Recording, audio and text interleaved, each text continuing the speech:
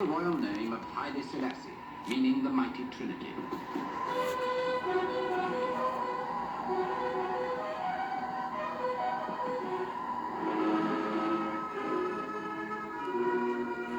His coronation was attended by men of rank and circumstance from all over the world. The Duke of Gloucester went from Britain.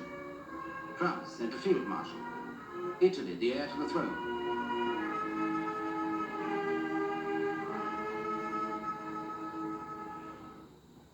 Governors of Africa's colonial territories came to salute the independent African king.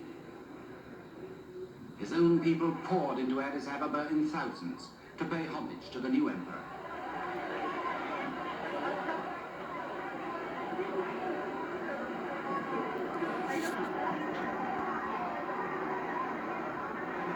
At this moment, Ethiopia seemed about to be the first country in Black Africa to step hopefully into the modern world.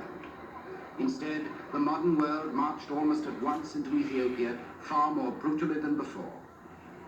Benito Mussolini, the Italian dictator, proclaimed he would create a new Roman Empire, and he aimed at the one place left for imperial conquest in Africa, Haile Selassie's Ethiopia.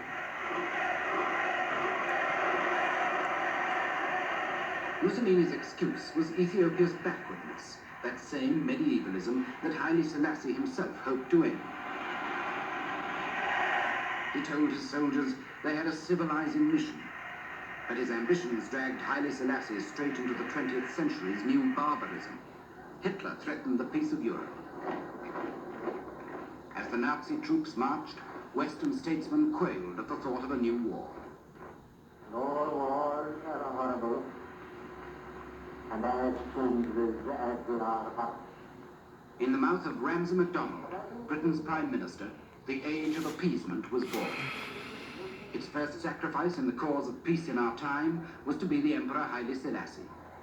In Ethiopia, the emperor could do no more than play for time against the Italian threat, winning the loyalty of the tribes and princes by a traditional mixture of prestige and bribery, and hoping that his old friends, Britain and France, would still come to his rescue.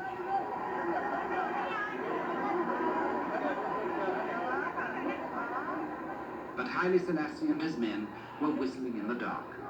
The Italian troops were already embarking, and Britain and France would do no more than proclaim an embargo on arms sales to both sides.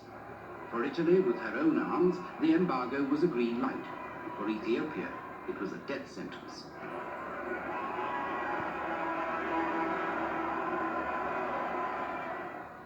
But for Haile Selassie, the final betrayal came at the League of Nations. Pierre Laval, the French foreign minister, and Sir Samuel Hoare for Britain, proposed to hand part of Ethiopia to Mussolini. Appeasement had triumphed.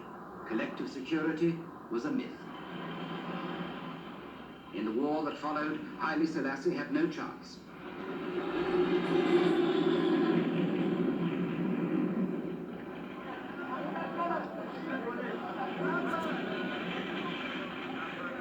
"40 years earlier, Haile Selassie's father had helped Menelik to beat the Italians at Adwa.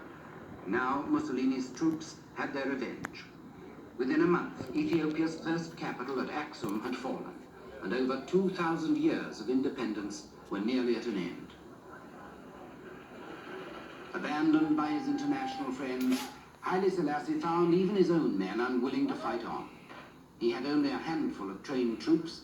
The rest were untrained tribal warriors, hopelessly outgunned.